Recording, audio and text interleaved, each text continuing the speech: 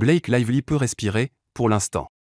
Ce lundi 9 juin, la justice américaine a tranché le procès de 400 millions de dollars pour diffamation intentée contre elle et son mari Ryan Reynolds par Justin Baldoni a été entièrement rejeté.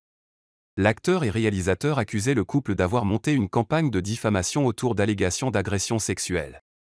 Mais selon le juge Lewis Liman, les propos de Blake Lively sont protégés par la loi et ne peuvent faire l'objet d'une plainte en diffamation.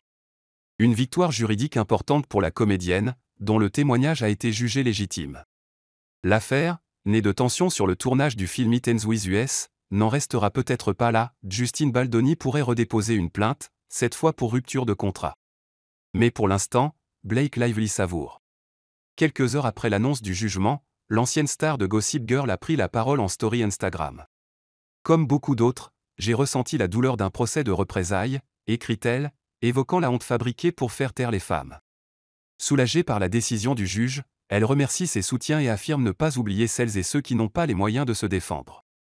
Je suis plus déterminée que jamais à défendre le droit de chaque femme à se protéger, à faire entendre sa voix et son histoire. À ses côtés, 19 organisations féministes qu'elle appelle à suivre pour s'informer et se protéger. Du côté de Justin Baldoni, le silence n'aura pas duré. Mardi 10 juin, son avocat Brian Friedman a réagi publiquement, contredisant la lecture triomphale de l'équipe Lively.